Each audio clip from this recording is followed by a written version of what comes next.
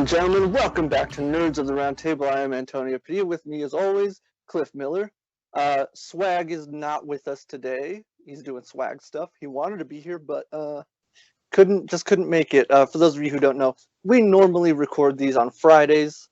We are recording on Saturday this week, Saturday, March 6th, 2021. We tried to do it yesterday. Swag was going to be here, but we had some technical difficulties, and we had to push the recording to today. That's why Swag's not here. His schedule just didn't line up. So yeah, that's why he's not here. Hopefully he will be back next week, and we'll have a pretty normal show. I say that because Cliff knows. Today's a bit of an odd show. So this week there wasn't a whole lot of news that broke.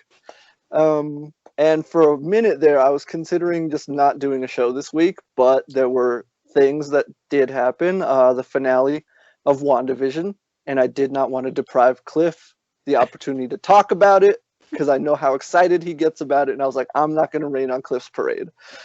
So I was like, let's do a show. If all the show we do is TV time, then hey, that's going to be the show. However, Cliff and I did work up some content for you today. Most of it right before we started recording. So, but hey, we're going to get into it. So I'm going to throw this over to Cliff to start up the show. Cliff, what have you seen lately? What have you been watching? Man, there's been a few things I've been actually watching. So to start us off, one thing I definitely want to talk, because it's like the newest of the old, I guess we'll say. Right. I think it's called Criminal Investigations on Netflix, but they do the Hotel Cecile. For some of you guys who don't know, back in 2011, 2012, I think it was, there was a weird YouTube video that came out with a girl in a hotel or in an elevator. Yeah. People were trying to figure out like what that was all about. But yeah, there was a whole series on Netflix, 4 episodes long. It's actually really, really good. About an hour a piece, and they dive really deep into like that video and then like all the stuff that happened around it. Yeah. Really, really compelling stuff. I was like, damn, dude, like I didn't realize there's such a detailed story behind it. I was like, I Yeah. thought it was on drugs. Nope. There's a lot of stuff. There's a lot of stuff. There's some stuff happening there for sure. How many episodes is it? Or was it just a documentary? Well, it's a 4-series documentary. Ah, right, okay. Yeah. That, and then it goes on an hour a piece. Each section by section. So they talk about like the girl and like what like where the things were. There's like some other guests, and I didn't know about a lot of stuff that was happening while like watching this. So all the behind the scenes stuff that we were talking about was crazy. They talk about a couple that are from the UK. They come over to Los Angeles because they found like a really cheap trip. They didn't realize that they were going to be in the dark part of Los Angeles. Yeah. Right. And then we move into like another part of the episode where we talk about the detective reporting and stuff like that and the autopsy. And then you get into the final section where it's kind of like they wrap up the investigation and they talk about like a rock star who had stayed there, and he did like a video. People thought that he had murdered this poor young woman, and then it was like showed like the darker side of like the internet where they just buried this dude and like his whole movie career and his whole music career just like went down to hell. So it was pretty interesting. Yeah, no, that sounds like crazy. Like that's sounds riveting. I'm probably gonna have to check that out. Well, because I knew the story. I'd heard the story, but I never watched it. I heard people talk about this thing, so yeah, I'll probably have to check it out. Go ahead, Cliff. I was gonna say, do you remember the movie Dark Water? I vaguely, yes. So if you vaguely remember like Dark Water, like the first few minutes of that movie pretty much resemble exactly like the whole situation that happened in Hotel Cecile. So I was like, oh, brother. That's crazy. Yeah. I wonder if it was. No, I was gonna say, I wonder if it was like intentional. So like maybe it was like loosely based on that, but I don't know. That's crazy, man. And for our listeners who watch How to Get Away with Murder season 1, it plays exactly how this movie played out. Nice. So yeah, if you're into that, and I know a lot of people are because that's a big hit. So yeah, man, that sounds crazy. I'm gonna definitely have to check that out for sure. You said it was on Netflix? Yeah, it's on Netflix. Netflix. Cool. Oh, that cool. On the list. Also, if you don't have it on your list, everybody needs to go check out the history of swear words. Oh yeah. Yeah. I heard about this. Yeah. I watched the first episode. I was done. Man. Yeah. Yeah. And also, I just love stuff like that. Like, like the origins of certain things like that. Like that. That's something that me and like a friend of mine were like breaking down just personally, because we're both like English majors and like language dorks. So, man, I love it. I love that stuff. So yeah, for sure. That's cool, man. Also, before I forget, I wanted to say this on the show. There's a lot of the Zack Snyder's Justice League promotion is like kicking into high gear right now, and I know there's a lot of stuff that's been released, but I didn't want the show to just be all about the Justice League promotional material, because like it's like, I didn't want to overwhelm people. And also some of the stuff they released, like they released the chapter names for the movie, and I was like, that last one is kind of a spoiler, and I don't really want to spoil anything for anybody. So if you haven't seen it, like, don't go looking for it. I don't know why they released those, but yeah, no. So there is some cool stuff. They're doing like character trailers for each member of the league. As of today, we've seen the Batman trailer, Superman trailer, and we got the Aquaman trailer today. And I think they're all really cool. But again, I just don't want to. I don't know. It just felt weird to do like a whole episode about all that stuff. But yes, I am aware that all that stuff dropped. I just, it is what it is. Go ahead, Cliff. I was saying we did a whole episode over the Snyder Cut before it was ever released. Yeah, exactly. So, and for those of you who don't, like, if you're watching this on YouTube and you're like, where's that episode? It was one of our audio episodes. So it won't be on the YouTube channel. Go check Spotify or whatever. You'll find it. So, yeah. But yeah, so I just wanted to clear that up before we go any further. So yeah, Cliff, you've been watching that. That's cool. Anything else? So recently I sat down with my daughter and we watched Godzilla, Skull Island, and then Godzilla King of the Monsters. So we sat down, we watched all three of those movies, and yeah, I'm not gonna lie, man. It was, the last one was phenomenal. I'm not gonna front. I loved it, man. I loved King of the Monsters. Yes. That was dope. Yeah, man. It's funny because like I talked about it recently when we broke down the Godzilla vs. Kong trailer, but like yeah, man. Like, what were your thoughts, man? Like on each, because I know you've seen the first the first Godzilla, the one from 2014. You had seen that movie already. Yeah. But like going into like Skull Island and like King of the Monsters, like what was that for you? Like what was your experience and what were your thoughts on those? I mean, I thought it was pretty cool that we got to see a whole bunch of the MCU characters in live action with no powers. Especially in Skull Island. Yeah. Like Loki, Captain Marvel, Nick Fury. I forget the name of the character he played in Guardians, but John C. Reilly is also in that movie, and it's like yo, man, what's going on here? But I mean, I love that movie. So yeah, I thought it was funny too because they were like they all had, it's like they all had split, but then they were all like, we're all in a franchise, we're all in this franchise. So I was like, yeah, I was very hyped about it. Okay, so let's start off with Skull Island, right? Visually, I think that movie was so beautiful. Oh my god, it was so lovely to look at. Gorgeous to look at, yeah. And just like all of it, and just love like I love John C. Reilly, man. Like I've always, he's like, I feel like he found like his niche character and just like knows how to play that character well. Because like whether you were like in Ricky Bobby or maybe you saw him in even Anchorman 2 or you saw him in Step Brothers, like he always played like that witty kind of character, and I love it. And even in this one, man, when he's like, they're the Skull Seekers. He's like, what? He's like, I just made it up. I'm just trying to make them more terrifying than they're supposed to be. What is it like? I call them skull crawlers. Like, why? It's like, because it sounds scary. I mean, now that I say it out loud, it's not as scary. But like, yeah, no, I love that moment. I love that so much. I was like, yo, he's always like, he knows like, his like timing for shit is just like on point. He's fantastic. I love.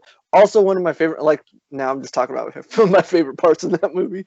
But there's that part where, because he was a World War II soldier, and he's been stuck on that island. But so when they find him and whatnot, he asks them like, "So did we win the war?" And they go, "Which one?" He goes, "That makes sense." Like that. I did like that scene too. Oh man, that was so like, cause like yeah, he's like, yeah, I'm not surprised. And then like I love like okay, so spoilers for those at the end of the movie if you guys haven't seen it.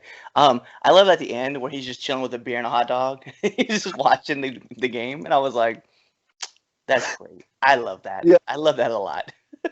Me too, man. I was like, because the whole movie, I'm like, they're gonna do that thing where you're rooting for him to get home to his family and he's gonna die, and he doesn't. And I was like, oh, thank goodness. Like, probably wouldn't have liked this movie if they did that. So. Exactly. I'm like, come on, man, because like he has like that touching story where he's talking about like him and the enemy are like mad at each other, right? The Japanese pilot, but then they become friends. Yeah. I was like, No, yeah, like that character and his story specifically, just like so much heart, and it was real touching. And again, like I was like, please don't kill this guy. Like, please do not kill him off. Like, yeah. So yeah, no, for real, man. Like just watching that over the credits, like him just watching the game with the beer, I was like, good for you, man. way to go. A+ for this. Yeah, definitely. If I was even like to rate the movie just overall, because my favorite character did get killed in it, I was so excited to see him get smashed too, the scientist. Like I'm not gonna front, man. Like, when I was sort of watching, I really do need to invest on like just getting like a camera, just like filming my reactions, because as soon as like he was there, he's just like, "We're never gonna make it," and he got scooped up. I was like, "Ha! You're not gonna make it, clown." No Skull Island 2 for you, bro. I'm glad you clarified which one, because I was like, wait, which one? Because a lot of them die pretty horribly. He's just chilling on but the now boat. I know exactly which one you're talking about. Yeah. Just chilling on the boat. He's just like, yeah. He's like, we're almost there. And they snapped him and ripped him in half. And I was like, yeah. Oh, man. Yeah, that was brutal. Oh my god. Yeah. He's like screaming, and he was screaming the whole way too, right up to that point. Yeah. Like, clown. It's like, I guess you're not coming back for Godzilla versus Kong. Right. And then like, it's funny. The character that Corey Hawkins plays in that movie is the same character that Joe Morton plays in King of the Monsters. Oh, okay. He's still around. Like, he's still around. That's pretty cool. And also, I have a theory. I think I said this to Swag, because the actor who played young John C. Reilly, I forget what his character name, Marlowe. Yeah. The actor who played the young version of him is the same actor who plays his son at the end. So I was, could they bring back John C. Reilly, but as his character's son? Like, could he show up in Godzilla versus Kong? That'd be cool. That would be cool. That would be cool. But yeah, that's just a theory I had. But yeah, go ahead, Cliff. Yeah. I mean, I just love like, and it was like all the characters, like the way they work together. I love like the opening scene because it just felt like you're in Vietnam, and you're just like cruising in on choppers and stuff, and they're all working together. It was like, oh man, this is so compelling. And then just like shit just went haywire once like they're all like dropping bombs and stuff, and then that fucking tree came out. Oh my god, yes. That stopped the chopper? Yeah. Oh my god. Yeah, I rewatched this movie recently, so it's still pretty fresh in my head. So everything you're describing is like right here in my head. Oh man. Yo, there's the way that dude was just flying. He's just like, yeah, they're all like sing along. You're like, yeah, it's like that war type scenario, right? Where everybody's like, yeah, fuck them, we're taking over. Boom. That stopped with the tree. I was like, yep, everybody's gonna die. Like, you're not coming back for Godzilla versus Kong either. So no, yeah, like it's visual. Again, I keep talking about visually, but like in addition to just being a gorgeous film to look at, it's also very like visual, like visceral. You know what I mean? Like with like just how out of left field certain things, like with the tree or Homeboy getting snatched off the boat. Like it's like Jesus, like just you never know when something's going to happen, and I like that about the movie. It's very unpredictable. Yeah, definitely. And it's something to be said too. Like just the soundtrack to it too gave me a lot of like Guardians of the Galaxy. You know, like Yeah, just yeah, perfect for the time frame. I'm just yeah. like, yes, I love it. I was like, it's so good. So I I was wouldn't be definitely rocking with it. Yeah, I wouldn't be surprised if some of that music was on Star-Lord's mixtape somewhere. Yeah. So, Volume 3. Volume 3. It's probably on his Zune. So Probably. his Zune. But yeah, man, like I said, like I mean that movie itself, man, just like visually, the acting, the story, some of the Yeah. character arcs, man, 9.5 out of 10. Just it was just flawless. I was like, yo, that was great. And then we got into Godzilla versus Godzilla King of Monsters, and yo, can I just say like Ghidorah just looked amazing in this. Oh yeah. I love King Ghidorah. Like just hands down, just like I understand like we had all these other characters that we were gonna talk about, right? But I was like, I don't give a fuck about nobody else. Ghidorah looks so amazing. I was like, even so much to the point where I was looking at Godzilla, I was like, you probably shouldn't win this fight at all, bro. You weren't gonna win this fight. You cheated. That's how you got it. No, I agree with you 100%, man. Like Ghidorah, but I feel that way about all the character designs in these, like, because they found a way to take these classic movie monsters and sort of update them, but still retain, like, they're still recognizable as those characters, you know? And like, yeah, like Ghidorah, man, yeah, because I'm thinking about it right now in my head. Like, it's like, yeah, man, that they definitely nailed that design for sure. Yeah. Oh, and that moment that Ghidorah like pops out and has like the yellow lightning behind him, and he's got the wings out and the three heads. I was like, "Let's go!" I was telling my daughter, I was like, "You're about to see somebody get messed up. Watch this." Yo, Ghidorah did not disappoint, man. Did not. Yeah, he was running it for a good the majority of that movie. So Yeah, he was running yeah, everything. The funny thing yeah, too was like the moment I saw the larva, I was like, "Oh!" And that's now she does it too, but she'll run around. She's like, "Matra, yeah. Matra." I was like, yeah, Cliff just mentioned this a few weeks ago. It's like, Yeah, yeah, yeah. I did. And Now she does it. Now I'm like, I love Mothra in the movie. Like, she was really cool. I love that the relationship they have set up between her and Godzilla. I thought that was cool. I'm not sure if that's from any of the originals. I might have to rewatch some of those, but I thought that was cool. I really did. yeah. I thought in the original series they did have like they had like a kinship to each other. Like they worked well with each other. Yeah. Yeah, no, I think you're right. Yeah, it's been a while since I've seen them. So, I just but love yeah, how you had said it best too. Like the update to a classic character and just the way they looked. mhm. Everybody looked really good. You know, Jesus, what was his name? South America and Central America. Um, Rodan. Rodan. I was Yeah, like, I liked it, and I was like, Rodan, you pissed me off, man. yeah, Such a bullshit. I was like, yeah, I wish you were Mothra right now. yep, yeah.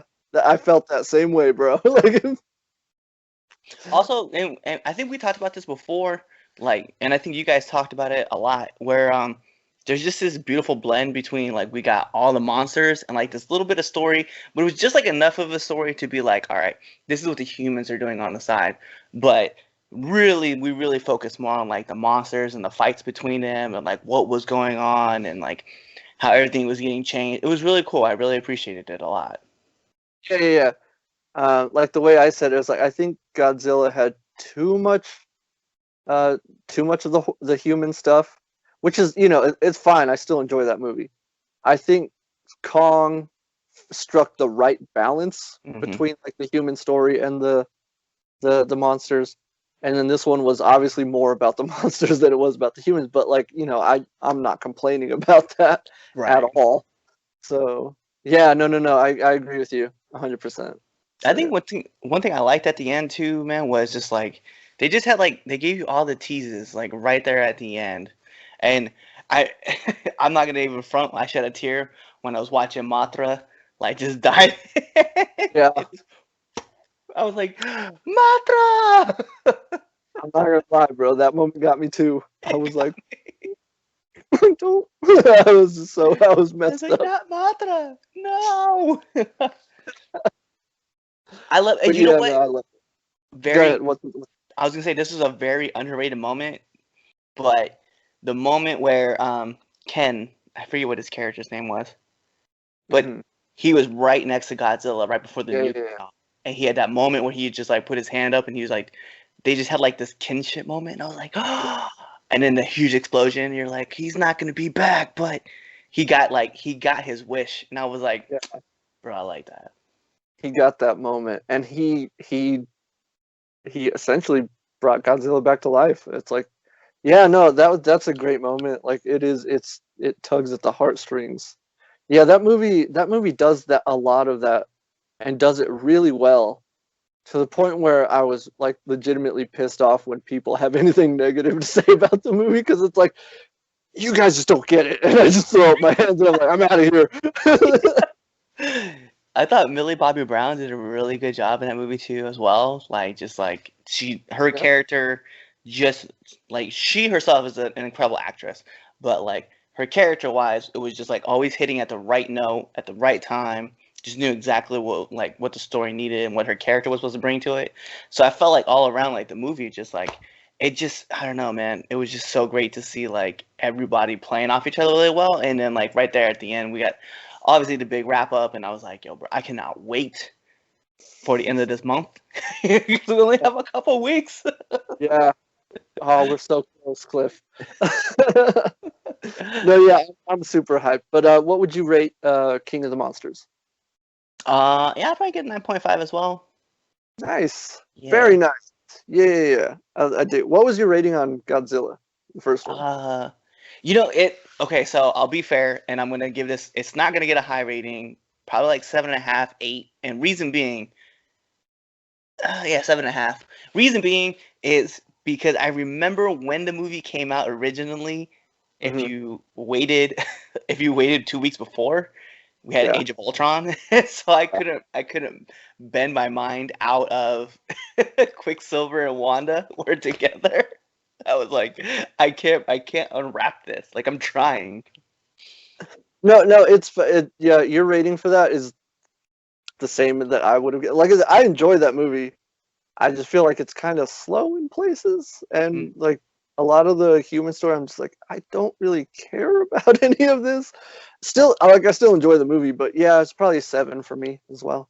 yeah, So I was like, it was, and not to put it out, it's a solid movie. It's just, yeah, yeah, it's just some places I was like, we don't like as much as I love the Halo jump, like yeah, right at the end, we yeah. could pick that up. We could have picked that up a lot quicker. Or like you could have cut out like you probably could have cut somewhere from like 30 minutes of that runtime where it's just like people wandering around for no real reason, and you could have tightened up that movie just enough to make it move a lot quicker. Yeah. But yeah, no, it's a fine movie. It's a good movie. I enjoy it, but yeah, it's not without its problems. That's all I'm saying. I did like, you know what? I did like when we saw the Halo jump Yeah. in King of Monsters, Yes. and you could see directly like another character's point of view, and that's the character you're at. And I was like, I do like that. I did like that touch. I was like, you got me right there, bro. Yeah. Well, I like when they do that kind of thing in sequels where they revisit something you've already seen, but from a different perspective. It's like the opening of Batman versus Superman when you see Hmm. the Battle of Metropolis from Bruce Wayne's perspective. I like when movies do that. That's dope. I do love that touch. That's why I hope somewhere like we get that same kind of feel like with uh King Kong, Kong versus Godzilla. I was like, I just really want that touchback, that throwback to some. I don't care, just anything, but I just want throwback. I agree. I agree. So yeah, that's cool, man. I'm glad you finally saw all three of those. So now we can we're definitely gonna have our Godzilla versus Kong review for sure. Hmm. Oh man, this month there's gonna be a lot of reviews coming out this month. That's for sure. Just think about it though. We have Mortal Kombat, we have Godzilla, and we have what was that? There's another big one come too. Justice League. Justice League. Why am I forgetting about the Snyder Cut? Like, come on, man. We're what 12 days away from it as of today. It's getting close. It's getting close. But yeah, so yeah, man, we're gonna have 12 days from today. Oh yeah, 18. Yeah, it's 18. 18. Yeah. No, yeah, I've been keeping track for sure. But yeah, so yeah, man, I'm glad you finally got around to finishing those out. That's awesome. So now me and you can talk about those whenever we want. So, right? But yeah, awesome, man. Awesome. It's good to know. I also saw a few things. Last weekend, I saw Tom and Jerry on HBO Max. Saw it. And you know what? I enjoyed it. I liked it. I thought it was good fun. Like, legitimately, it was just fun. I'm telling you right now, I laughed the whole time. There was classic Tom and Jerry shenanigans. But it's funny, like, I wanted to bring it up because, Cliff, you were telling me about a mutual friend who had not good things to say about the movie. Yeah. Go ahead, man. Go ahead. Yeah. So, as Antonio mentioned, a mutual friend of ours watched it with his kids, and he didn't like it. He didn't like it because he said it wasn't animated enough for him. In which I said, "That's great because the movie's not marketed towards you. It's marketed towards kids." I was like, and your childhood is not what's going to be the childhood playing, right? So I was like, so stop it. I was like, it makes no sense to go back and be like, oh, well, that's not how I remember it. Good. You're not supposed to. It's supposed to be for somebody else so they can carry on the tradition of what you enjoyed as a kid. And I found it funny, and I was like, whatever, man. I was like, Chloe Grace Moretz is in it, and I love her. I was like, in just about everything she does. So I was like, yeah. Here's the thing about that, Cliff, is I apparently missed every trailer for this movie. I had no idea she was in this movie. So the movie starts and she shows up, and I'm like, "What's Hit Girl doing in this movie?" And, but like, I was pleasantly surprised. Don't get me wrong, but yeah, I did not know she was in the movie. I also did not know Michael Pena was in this movie, and that was like the best like welcome surprise as well, because I love that dude. Put him in everything. Right.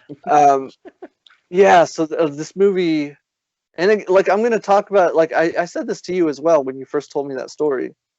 I was like, I don't know what he's talking about, because it's like I watched that movie and it was very much the same dynamic and interactions that I remember from my childhood. So much so that I called something out to this someone I was watching the movie with. The dog, the bulldog. Spike. I think his name is Spike. Yeah, he shows up in the movie, and I was like, spoiler alert, he's gonna beat the shit out of Tom at some point. And he did a bunch of times. So no, like it legitimately reminded me of everything I loved about Tom and Jerry when I was growing up. Like, someone, like, when you told me that story, I was like, I don't know what he's going on about, man. Like, I remembered, like, pretty much. Again, sure, like, like we talk about with like the Godzilla movies or whatever.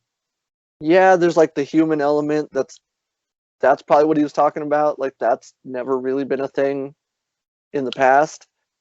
But it didn't bother me because I understood, like you were saying, like, I understand, like, you've got to, like, if you're doing a live action animated hybrid, you kind of have to do those things to get a certain story. Because, like, when you have Tom and Jerry, they don't talk. You know what I mean? They do not speak. So how are you going to drive a plot?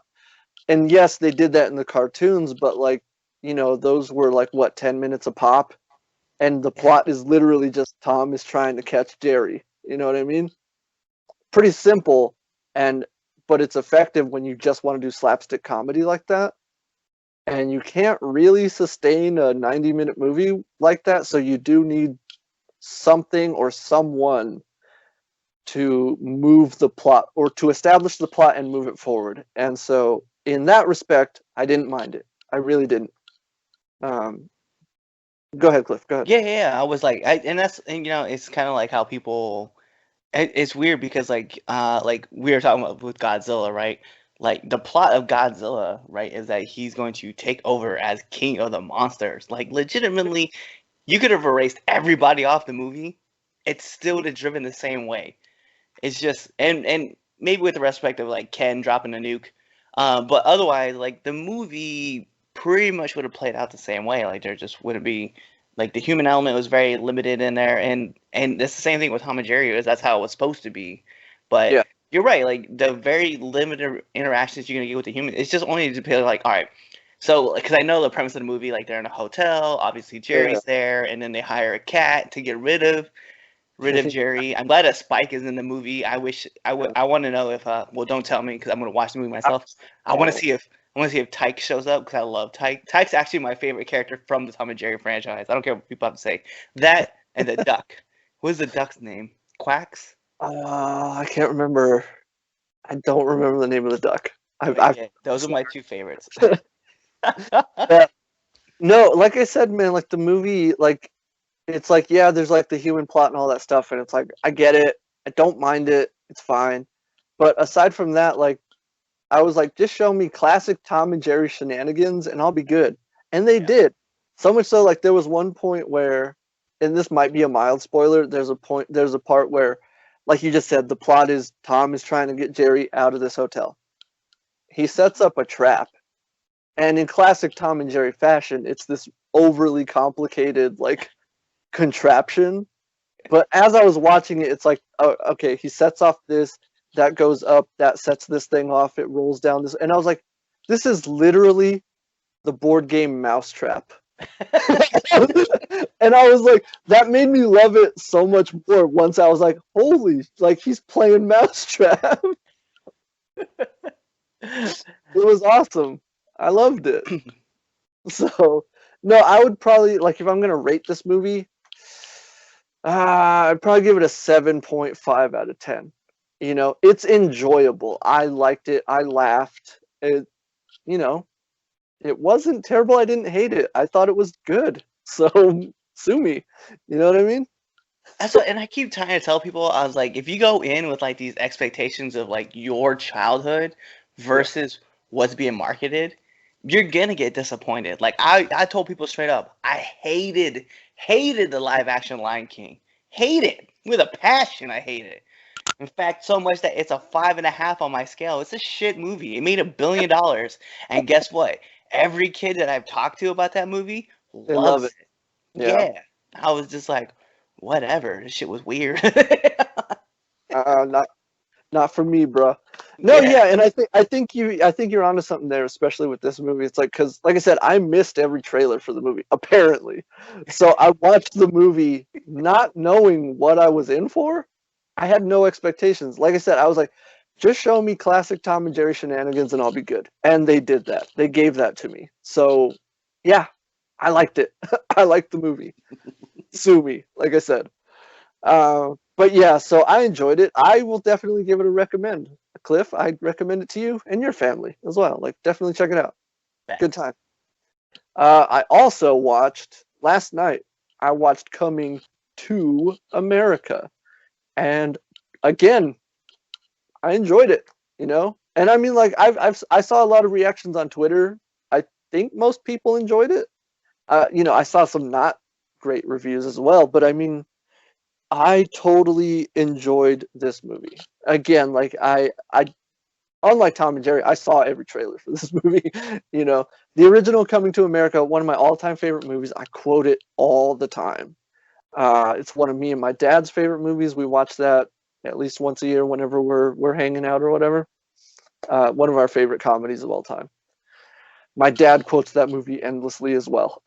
um, so you know it's one of the sequel obviously very anticipated, and I was like, don't get me wrong, I was always like, this could go the way a lot of like highly anticipated sequels go, like especially when there's more than 20 years between sequels, where it's like you're waiting for it and you're waiting for it and it comes out and it's just a piece of shit, like Zoolander 2.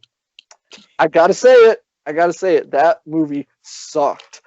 So that possibility is always in the back of my head, like, this might not be great. Um, I I'm really, sorry.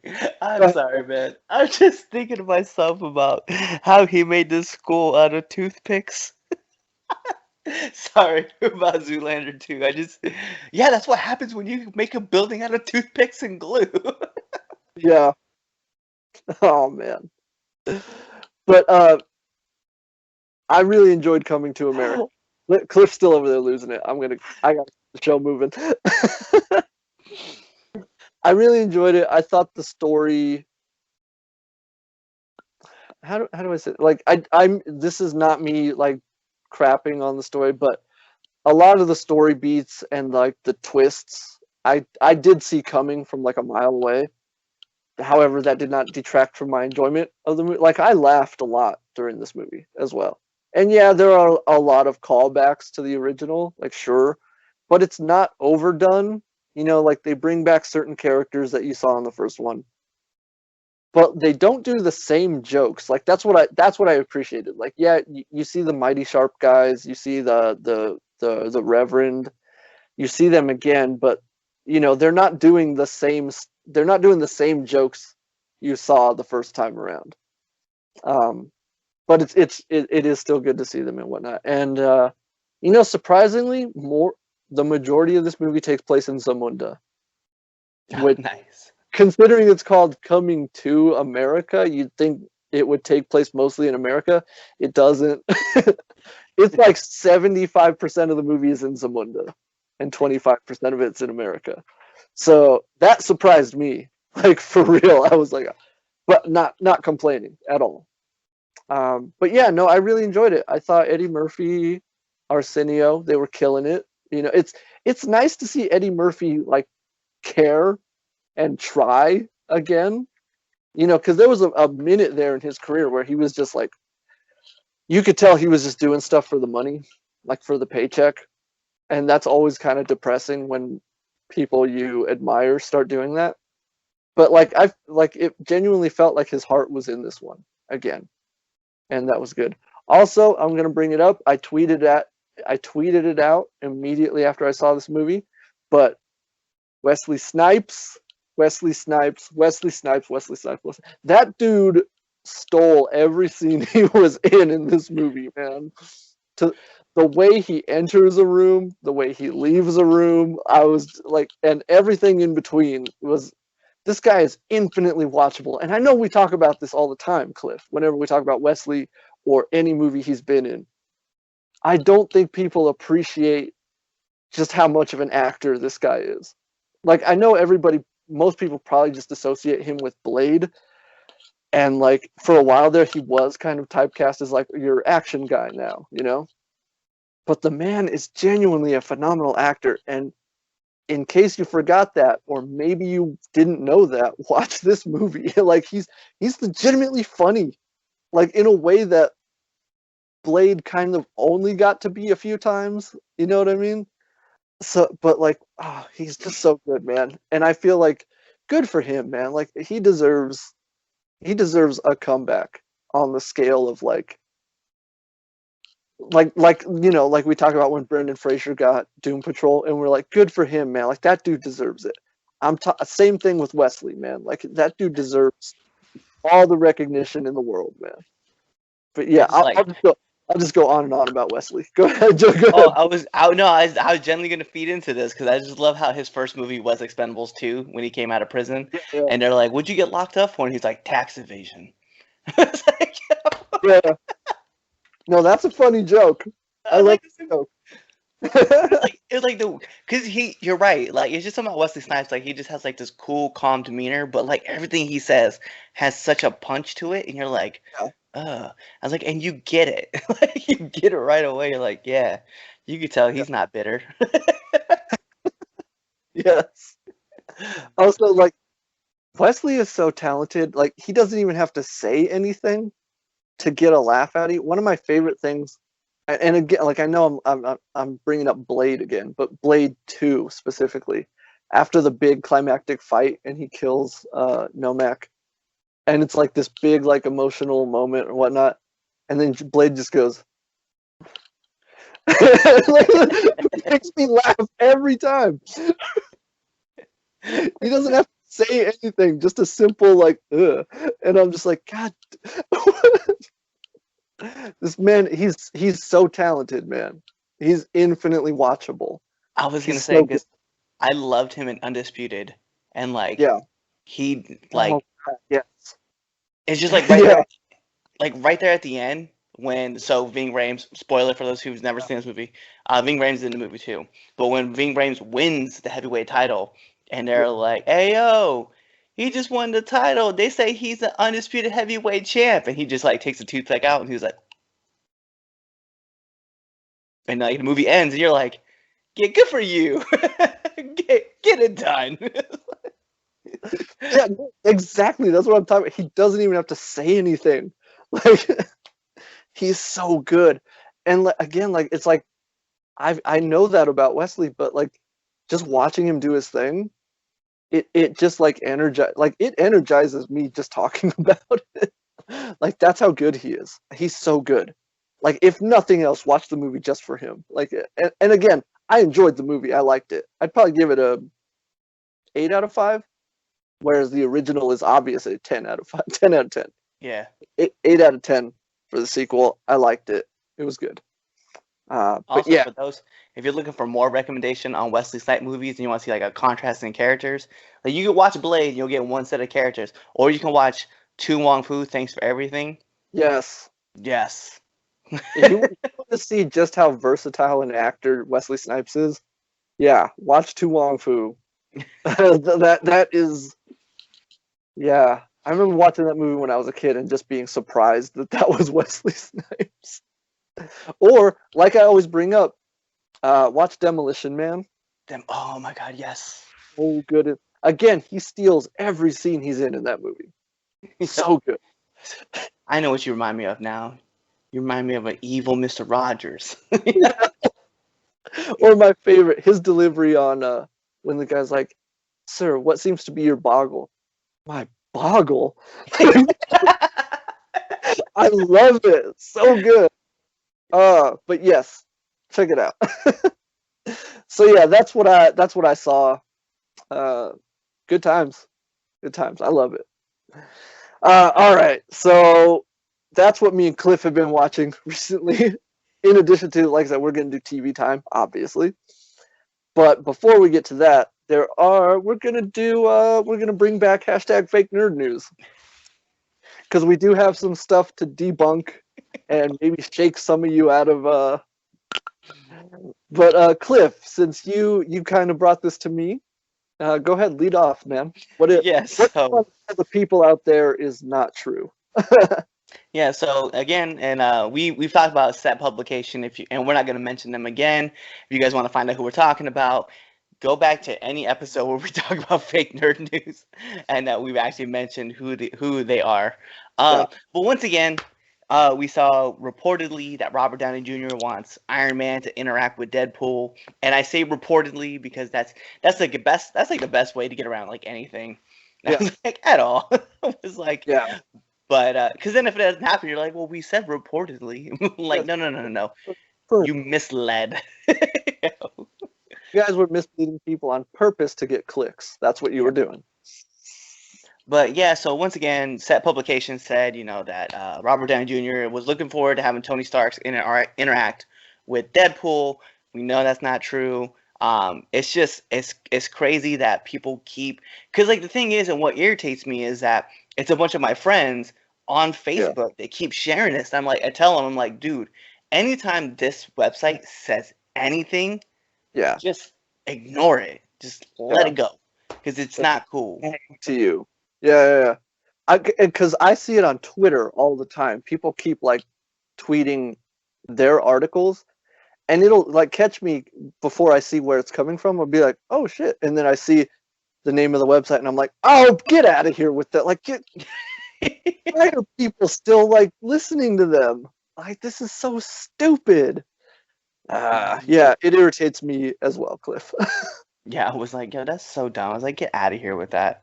Although I'm not gonna lie, there was one article that they had posted out, and maybe this is why, maybe like 1 out of 100 might Yeah. be somewhat true because I know Mike Mizanin, you guys would know him as the Miz from WWE, did come out and say that he wants to play Johnny Cage in Hmm. the Mortal Kombat sequel, which tells you kind of something about a bigger spoiler. But it was something that was like fan casted, and then they picked up on it, and then like Miz ended up confirming that that's something that he did want to do. So I was Right. like, all right, man. And here's the thing. Here's the thing about like that kind of story. Like this happens to James Gunn all the time on Instagram because he does Q&As. And someone asked him, can you confirm whether or not Poison Ivy is in the Suicide Squad? And he said, I can confirm she is not in the movie. And somehow that became a story that like people online were publishing like James Gunn confirms that Poison Ivy is not in the Suicide Squad. It's like there's no real story there. He just said like no, she's not in the movie, and people were publishing articles about this. And it's like stop it. Like shut up. That's not a story. Are you guys really that deprived for content that you know like and again like just because somebody whether it's an actor or an athlete, a wrestler or someone just because they say I would like to play, insert character here. That's not a story either. Like that's just somebody saying like, "Oh yeah, I'd like to do that." Like here, I'll give you one. I would very much like to play the Blue Beetle. No, There's I a need it. story. Hold on. That's a scoop. That's a scoop. Hold on, I gotta put that out. I'm gonna tweet Here that out for- right now. There you go. Antonio of now Nerds of the Roundtable has now confirmed that he wants to put his name in for Blue Beetle. Send. All right, I just need that retweet. We gotta get that going. Okay, There we you got the go. scoop. It's happened here. It happened First. here. Heard it here first. You see how stupid that is, people? Like, that's not a story. That's just me saying like, yeah, that'd be cool if that happened. I'm But just I'm just gonna put it out there. In an alternate reality, I would like to play Tony Stark. there you go. Cliff, I'm tweeting it out right now. Tweet. All right, tagged you and everything. Let's do it. But yes, ladies and gentlemen, it's not real. It's not true. And like, I'll keep bringing this up every time, especially in regards to Iron Man, Tony Stark. Robert Downey Jr. is done. Like he's confirmed this multiple times. And recently, anytime someone asks him, "Are you coming back?" He's like, "No, that's all done." He's done. It's over. Like, let it go. So yeah, I'm glad you brought this up, Cliff, because it gives us another opportunity to dunk on some fake nerd news outlets, and I love doing it. I love doing it. Also, I wanted to bring up there was a rumor going around earlier this week about look, and I'm not saying that the X-Men aren't coming to the MCU. We know they are, but there was a rumor going around that the film or a film is in development over at Disney/Marvel. Which again, I know, All that. I know, yes, that's a thing, but they're saying the title is going to be The Mutants. And again, just like Cliff was saying, like I checked for confirmation, and it was all just like vague bullshit. Like our sources tell us, and it's like, well, who are your sources? You're not going to name your sources? Oh, so I know you're lying. Okay. And like I said, I looked everywhere. I checked the original article, where the information came from. Nothing. I checked everyone else who was reporting on it as well, and they were all quoting that original article, and there's no concrete confirmation anywhere. Now, again, yes, the characters are coming to the Marvel Universe. I'm not saying that's not the case. I'm just saying this particular story has no foundation to it whatsoever. So, but thankfully that story kind of died out pretty quick. But either way, I did want to bring it up because, like you're saying, like people kind of just grab these stories and run with it as if it's true, and then they get upset when they're not. And it's like you guys are the ones who let this happen.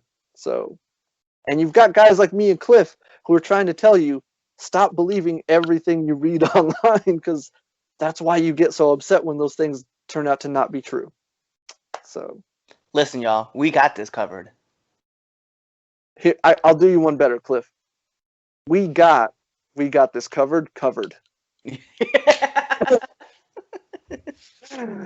Don't listen to them. Come to us if you hear some stupid stuff like that. But yeah, so that's hashtag fake nerd news for the week. And I'm sure it won't be the last one we do. So No, not by a long shot. not by a long shot. No. All right. So Cliff, let's talk about. Let's do some TV time because we do have a lot of TV to talk about this week. Before I let you go and do WandaVision, I am going to talk briefly about The Flash. Season 7 debuted this week on Tuesday, the same night Superman and Lois aired their second episode. So that was great for me. But The Flash is back, and this was a great season premiere. Like, it had everything I was looking for. It was emotional. It was heartwarming. It was heartbreaking. It was triumphant. I loved it. There were so many things that happened in the episode. There was literally one thing that happened, and I was like, oh, I did not see that coming. But I'm glad that it happened. It's great. I really, really, really enjoyed the season premiere. It was fantastic. Everything I love about that show was in this episode. So fantastic. Thumbs up. I'm going to give it a 5 out of 5 because it was fantastic. And yeah, it was just great to have the show back because it's been almost a whole year since the last episode aired. Someone actually counted the days. It's been 295 days. Wow. And minor spoilers for anybody, Iris has been stuck in that mirror for a whole year. Can we please get her out of that mirror? Please. I was hoping they'd get her out by the end of this episode, and they didn't. So now I'm mad. Like, get this woman out of that mirror. Oh, all right. Mini rant over. I still really loved the episode. So yeah, I can't wait. But yes, Cliff, I'm going to throw it over to you now to talk about WandaVision because, like I said at the top of the show, this week was the series finale, right? I don't think they're going to do a second season, right? No, so it hasn't been confirmed yet they're going to do a second season. But know. Because I was thinking about it and I was like, how could they even do a second season? But who knows? But as of right now, series finale. Let's just we'll call it that for now. Just to be this show started off right exactly where we left off with episode 8. But we did learn that Scarlet Witch got her name officially. We understood that it was chaos magic. I have to say, man, visually, like, this episode, just ace. Everything. They debuted a new costume, so you guys get to see that. Won't give you any big spoilers about that. And even the way that everything was like forming, I was like, oh, let's go. We also found out that a certain person was not who they said they were. Who we thought they were? Yeah. Right. I'm not going to get into spoilers, but I did find out about that. Again, I'm not watching the show, but I did find out. And I take back all the nice things I said about this show. But you know what? I'll put this out there, and I'll throw it out there. We found out that his name was Ralph Bonner. Actually, Ralph Boner. I'm sorry, because it was definitely Ralph Boner. But the thing was, and this was something that I saw a fan do as far as like their Disney conspiracy, and it kind of worked. And I was like, oh, you know what? I kind of feel it. At the beginning, at episode 4, we talked about Agent Wu shows up. He is actually looking for a person who's missing, and they're in protective services. So, maybe. I mean, look, I will restore the accolades I gave them once that whole thing is undone. But until then, I'm taking back all the nice things I said. I love the fight scenes in this one. We did get Spectral Vision. He did make his appearance. And give you guys an idea, that was a bonus clip at the end of the episode. And this one, we have 2 bonus clips that were brought up. One that really kind of pissed me off. The other one was actually really cool to see. It was a nice little throwback. But the thing that really, and I gotta say, like this episode, like the way it ended, I had mixed emotions, right? So like one part of me was like, I'm glad that everything played out the way it played out. However, like, how do I say this out? All right, I have to say, Wanda should be in prison. Like, I just flat out should say it. You brainwashed an entire town and made people believe it was gone, and nothing happens to her. The walls all close in, and she like gets to say her goodbye, which by the way was very touching. She can say her goodbye, and then everything closes off, and nothing, nothing happens to this girl. Well, like, not yet. Like I said, no. I'm pretty sure she's going to be the villain of Doctor Strange 2. So There was like, there was a cool line. There was a cool line by Agatha that got thrown out there, and she said to her in this episode that the Scarlet Witch is supposed to be stronger than the Sorcerer Supreme. So it was kind of a nice little nod to, hey, you know, Doctor Strange is obviously there. But yeah, and then like one of the clips at the end, they mention to Monica that because she got grounded, somebody's waiting for her. yeah. Their friend. I was like, everybody knows. If you watch Spider-Man, you know who they're talking about. Just say the name. God dang it. Fury's just waiting. But I was like, there was, I don't know.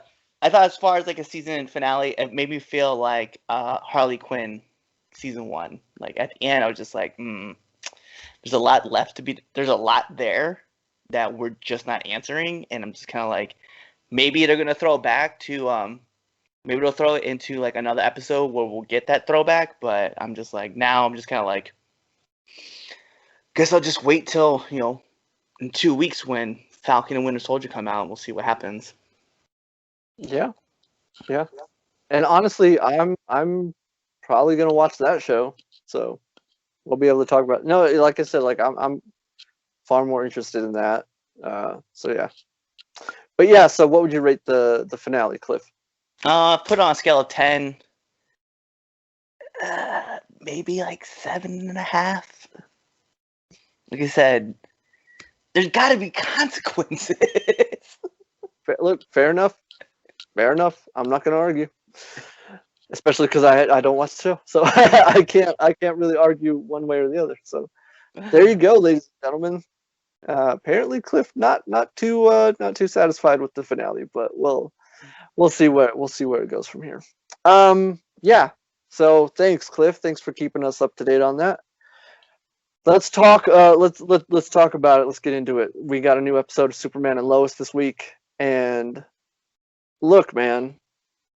All right. Again, because this is a show that we're both watching, I think it's safe to say Cliff and I are going to go into spoiler territory when talking about this. So if you haven't seen it or you haven't gotten caught up or whatever, get out right now, go watch it, then come back, finish the episode. Did you go?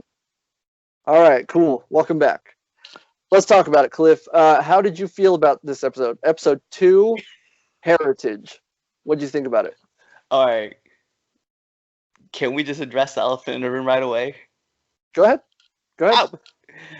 I was so pissed at the end, and for one reason and one reason only. Because I wish they would have held off showing Superman in the black suit until after the Snyder Cut. Because I was like, this was the first, like, the Snyder Cut gave us that tease. I wanted to see it in the motion picture, and because I hadn't seen it, my first experience is in Superman and Lois, and I was like, I really wish this would have waited till after Snyder Cut came out. Here's the thing. I knew Cliff was going to say something to this effect. But, and again, it's not Cliff's fault. Well, kind of. This is not the first time we've seen Tyler in the black suit. Like, he wore the black suit in the Elseworlds crossover. And honestly, my reaction when I saw it here again, I was like, yo! Like, I was hyped to see it because I thought we'd never see it again. But there it was. But no, like I said, I get it. I get where you're coming from, Cliff. I don't disagree with you. I don't. But like I said, my reaction was like, oh, what? Like I was like freaking out. Oh, I will put it out there. My reaction when I saw him show up, I was like, "Oh shit! Oh Yeah. shit! Oh shit!" Yeah, that was actually my reaction as well. I was just trying not to. No, I was like, I had 3 levels of saying it too. I was like, "Oh shit! Oh shit! Oh shit!" That's exactly the words that came out. Yeah. No, yeah, that was straight up like that again because I wasn't expecting it. It showed up, and I was like, oh, yeah. But no. I agree with you, like on both sides of it. Like when I saw it, super excited. But then I was like, afterwards, I was like, maybe they should have waited. Maybe because again, like I know there are plenty of people like Cliff who are watching this show, but haven't watched all the other shows. So it's like, yeah, that would have been a cool thing to do later, you know?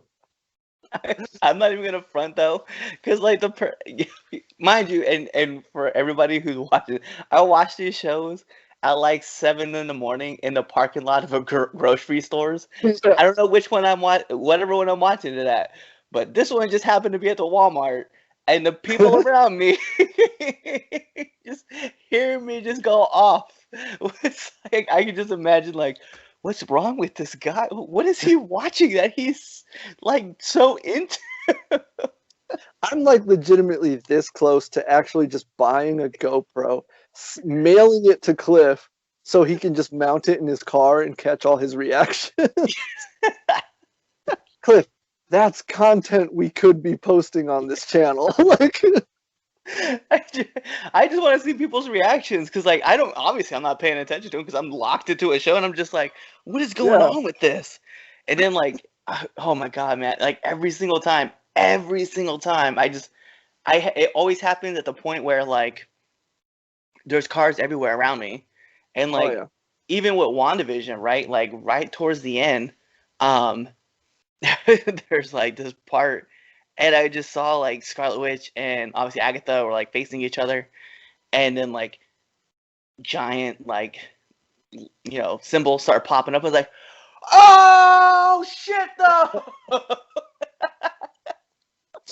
oh god, It's just like we need to start a show on this channel called Cliff Reacts, and it's literally just you reacting to everything you watch. Because that sounds amazing. Like this is why, ladies and gentlemen, you have to understand. Like when me and Cliff were young and growing up, and we were actually like living in the same town together. This is kind of why I liked hanging out with Cliff and watching movies with him. Because his reactions were always like these big things, and it made me like it freed me up to react accordingly. So, and I miss that. I miss it. So, but yeah, so like, what do you think of the rest of the episode, Cliff? Because there was a lot. Like, look, I'm gonna put this out here because like you led with that. I want to lead my comments. I'm gonna lead with this. We saw Jor-El in this episode. Whoever's doing the casting on this show is killing it. Because I saw Jor-El and I was like, that dude looks like he could be Tyler's dad, just like those kids look like they could be his kids. yeah. Like that is fantastic. Like that's awesome. I really loved it. So yeah, I thought that was dope. I really liked. Again, I just genuinely enjoy what they're doing with Jonathan and Jordan, which we got more of in this episode. And there's a moment at the end of the episode between Jonathan and Jordan, and Jonathan like sort of telling him like, "Hey man, you're my brother, and if no one's gonna help you figure out what's going on with you, I will." And I was like, dude, that kid deserves the Brother of the Year award right there. Because like the whole episode, you kind of saw them butting heads a little bit, the way brothers do. But at the end of the day, like at the end of the episode, he was like, "Look, man, I'm your brother. You're my brother. I know you better than anyone else. I'm gonna have your back." All right. And I was like, I love that. Like that is awesome. I love that so much. Yeah, I was gonna say, I'm glad you brought that up because that was gonna be my second highlight of like the entire episode was like the brother relationship. Like Mhm. I think their relationship is a lot like how like our relationship is. It's like we will legitimately get into like drag out fights, Yeah, but if we've person done it a A few times on the show. So, if person C gets involved in this conversation, we both are just like, hold up, go. who the hell are you? Exactly. And we're But we're like, like, Cliff, can you believe this person? Like, who the fuck was that? But like the cool thing too about it is at the end of the day, we both just and the genuine care for like each other is right there, and that's what I really liked about it too. Because like at first, like you know, was it Jordan was upset because like obviously he had to move and stuff, and like the playbook got lost, and he was upset, and he took it out, and then yeah, Jason was like, "I'm sorry," like and then at the end they're like, he just went back and asked him like, "Hey, so what happened?" And he was just like, "I suck as much as being a Kryptonian as I do a human." I was like, I like that jab too. yeah, he gets some pretty good lines. I'm not gonna lie. But yeah, no, I genuinely enjoy what they're doing with the two kids, the brothers, like that. It's so weird because like it's a Superman show, and like don't get me wrong, I love all the Superman stuff. Like the fight scenes, especially in this episode, were phenomenal. Um, but yeah, I find myself most engaged with the show when it's about Jonathan and Jordan, like Yeah, that. Like they're working magic over there with those two kids, and also the actors, the two kids are like doing really good. Like they're phenomenal. Like especially and like no disrespect to the actor who's playing Jordan because he is also like doing really good. But like that kid who plays Jonathan, like that dude's got a future ahead of him. Like for sure. Like that kid's going places. I can tell you right now because yeah, his performance is like spot on. I love it. But yeah, yeah. yeah, I do. And then and then we drive into like the story, like the bigger, well, I guess the overarching story is what we're gonna get. We learn more yeah, about Luther here, yeah, like with the suit and the ship. Obviously, they're yeah. able to track it finally, which was really cool. I really did appreciate the fact that they're like we tied our signature to it. Like there's just so much cool stuff that we got into it, man. I was just like, yo, let's go, let's get this going. And yo, the the Hope logo. Yeah. I was like, yo, 4-3. Was it 4377? I was It was like, 7734, but when you flip it upside down, yeah. yeah, I was like, oh, that was such a great touch. yeah, that was great. That was fantastic. Also, like, so talking about Luthor, it's funny because I actually had a theory because like I rewatched the pilot, I think twice, and the third time I watched the episode, I was like, I think that might be Alexander Luthor, who comes from a parallel Earth where he's actually a good guy and Superman is evil. I was like, I think that's what's going on here. And then sure enough, that's what happened. So I was like, all right, cool. I feel like I don't know, something about me, like I feel like I tapped into whatever it is the writers are doing. Like I just like lasered into it because it's like, yeah, this all makes a lot of sense what they're doing here. So, but yeah, no, I'm really enjoying it. I thought that was cool, especially like seeing his flashback, and like we said, we saw black suited Superman, and kind of having his Homelander moment, which I thought Cliff would probably appreciate. I, But yeah, I, no, go ahead. I know we can't curse on this show. Or I know they can't curse on that show, but I just really wish he would have just been like, you guys move and I'll laser you. Yeah. Oh man, yeah. Like I watched that and I was like, oh, Cliff. I guarantee you, Cliff thought about Homelander when he saw that. And he was so angry. Yo, that's the part that really got me was that like Clark was pissed and no fucks were given in that ditch. He was just like everybody getting these eyes. It was like just kill them all. Yeah, man. That was something, man. Oh, also, before I forget, so if you watch this episode on the CW app, it was an extended version.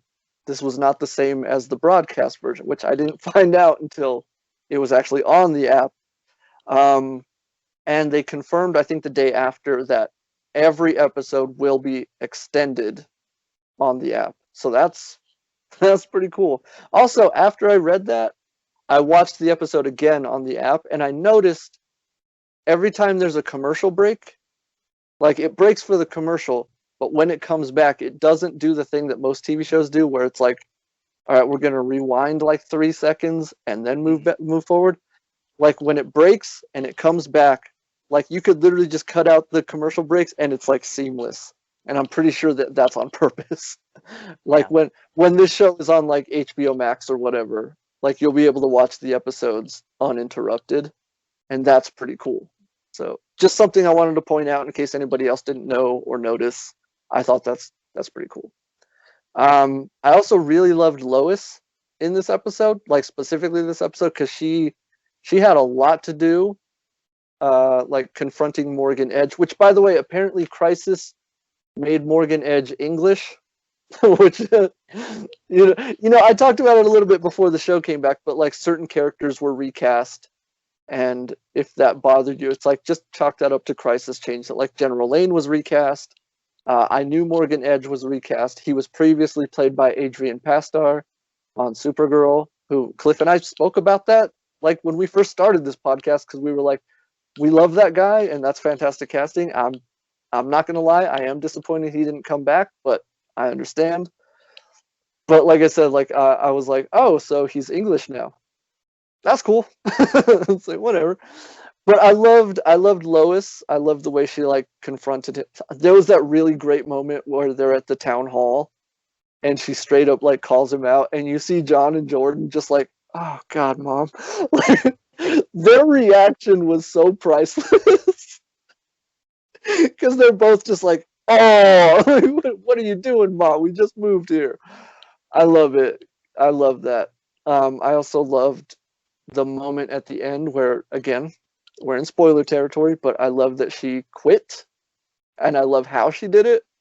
That was fantastic. I love it. I also love her mama bear moment when she's like, you know, when John and Jordan were having their argument, and she's like, enough. You guys need to, like, you know, we're here to be a family, so let's be a family. Go get dressed. We're going to the. And Clark is just like, you heard her. I love it. I love, because it's like, I'm not gonna lie, I was afraid she was kind of gonna get lost in everything, but it's like, no, like, she a full-fledged character, and I love everything they're doing with her. So yeah, I love it. What about you, Cliff? Yeah, I was gonna agree with you on that one. I think another part that I really like too, I forget what the daughter's name is, like her dad, the fire chief. I'll go with that for right now, just because I'm not. His name is Kyle. What is it again? Kyle.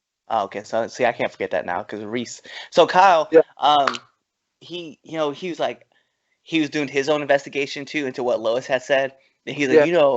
you know about this town, the one you had mentioned. There's all these other problems that happened with that town. That town's not gonna be this town. And she was just like, Lois was like, yeah. So you searched that one town, but what about these other ones? And Yeah. she just has. I just like the fact that not only just Lois is well researched, she just you know what I mean? Like she knows what's gonna happen, and she's trying to help prevent it. But like everybody's like, nah, that's never gonna happen here. She's like, until it does, and then what are you gonna do? Exactly. And see, that's what I love about Lois, and like not even specifically this version, but like, you know, like they nailed that about this version. But like Lois is supposed to be like fearless, and like she's well researched, and she's very fiery, which is what I love about that character so much. And yeah, like they absolutely nailed that about the character here, and I love it so much. Like I said, this episode alone, there were so many moments that she had that were textbook Lois Lane, you know, and it's like, yeah, they nailed it. They totally understand this character, which is phenomenal. And I'm glad you brought that up too, like that moment where, like, yeah, I like that she's not afraid to, like, you know, like she called out Morgan Edge at the town hall, and like she was not afraid to have that moment with Kyle at his own barbecue, which, by the way, another like super I know what you're gonna say. another like super Midwest thing where, because remember when they get to the house and they're expecting all the food to be in the kitchen or whatever. And Lana's like, "Oh, we're barbecuing. It's like a tradition." And I was like, "Yeah, you don't have to explain that to me. I grew up in the Midwest. I know that that's how it works." So, go ahead, Cliff. Go ahead. Oh, I was gonna say my favorite moment. Besides that too, yes, very very much. Everybody barbecues on the weekend if the sun's out. Yeah. Mine was gonna be when Kyle goes, "If you're looking for a veggie burger, you're at the wrong place." And she was like, "Actually, I was looking for a full rack." And I was like, "Oh, that's what I'm talking about." Yeah. Oh no, yeah. Lois is not some like vegan veggie burger type person. She loves ribs. She loves ribs. She loves monster truck rallies and classic hair metal. All right. So It was almost like that eat a dick moment that she just had. I was like, I was like, Kyle, man, you just can't help yourself, bro. just can't. Bro, don't also God, okay, so we're talking about Lois. I love that moment at the end when she quits and she walks out and Morgan's assistant is like, he's gonna crush you. And she goes, let him try. And she just like she's out. I was like, yeah, get him, Lois. Like you tell him. I'm team Lois all the way. Also, can we talk about talk about okay? So, and for those who don't know, the reason why, if you haven't seen the episode, or even if you have, we're just gonna recap it. She quits because her story was rewritten. What I love was the pettiness that she had, and the fact that she had an envelope, and she Yeah. had like 6 papers folded in like thirds, and then Yeah. she like drops it on the desk. Yeah. Dude, I love that moment as well because it's like But it's only 2 words. the trouble. Yeah, she went through all the trouble, printed it out, folded it, put it in the envelope. She went all the way to Metropolis. She went to work.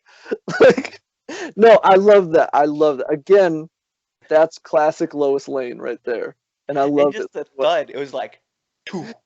And she's like, "What is this? The best writing I've ever done." Yeah, It and she was like, it's only there's 6 pages and it's like 2 words. I was like, yeah, and it's at the very beginning. just a simple "I quit." It's like, I was like, oh, I was like, that was such a great moment. And then I love the part too where the one girl was like, "My editor would love to meet you," and she walked in. Lois walks in, and she was like, "She said your editor wanted." Oh well, you see, I'm the editor. like I'm the editor. I'm the janitor. She's going through all the things, and like that was it. That was just it. Like even before she said it, I was like, "Oh, it's just gonna be the two of you." Like, oh, all right, that's fine. And also, that also very accurate. Like the town Cliff and I grew up in, there was a newspaper, very small offices. I think like what 2 or 3 employees there. Yeah, I think it was 3. Yeah, so it's like that's also very accurate. So. Yeah, I love that moment. Like I said, this episode was just so good. Like, there were so many great moments, and I'm probably forgetting some here and there. I know I am, but Oh oh, well, what about? oh, go ahead, go ahead. I was just. I love the fact that we were both like, Yeah, "Oh wait." I got I, I it. love the part. I love the part where General Lane and Luther like meet, and Yeah. he tells him, he's like, "Yo, we have met before, Hmm. and you know we were on the same side." And then he leaves him the hope symbol, Yeah. and then like as he gets ready to say something, Clark comes in Yeah. and barrels him. I love that moment too. He just like boom right through the wall. Oh man, that was great. Yeah, that was great. Like I said, the action scenes in this show, fantastic, phenomenal. I loved that moment when what was it? Like he sent the ship right, and it's gonna explode, and he's like, you can either save them or you can take me down. And Clark has to go, and he goes like first of all, he barely stopped the thing from colliding with the city, and then he flies it up into space and it explodes, and it's like again like if this were any of the other shows, like it would not have looked that good. And again, like I'm not crapping on any of those other shows. I love them. Like I said, I gave the Flash premiere 5 out of 5. But like even then I was like it's like oh man, these special effects are dope. Like they're spent I know we keep saying it, but they are spending the money on this show, and good for them. It's paying off. Like after the pilot episode aired, show immediately got picked up for a season 2. Because I think I told Swag this, because he's watching the show as well. But the pilot episode was the most watched premiere in the CW's history, and it was also it did the highest number in first day streaming like ratings on their app. So after they got those numbers back, they were like, yeah, season 2. And here's more money. Like, here you go. Give us more. And like, good. I'm looking forward to it. Also, one of the thing I remembered that I wanted to talk about, there's a moment after Clark takes Jordan to the fortress when they come back, and Lois is like, how did it go? And Clark is just so like he's overjoyed that he got to spend time with his son, and they kind of had a real father-son moment. And so he doesn't even say anything to Lois. He's just like, come here. Like he's like, bring it in. I love that moment. So it's so real. We had a breakthrough. Like, come here. He's just so happy. I love it so much. It's great. So yeah, man. I really love this episode. I'm also like, I know we gave the pilot a 10 out of 10. I'm gonna give this a 10 out of 10 as well. Really, really enjoyed it. Cliff, what about you? Yeah, I'm gonna say the same. I'm gonna give it 10 out of 10. It was definitely enjoyable. Couldn't take my eyes off of it. Even the way that the episode ended, I was like, yo, man, this is all great. And I just gotta say, like, one thing for me, like what takes me out of shows is like pacing a lot. And the show is like well paced. Like, it really is. Yeah.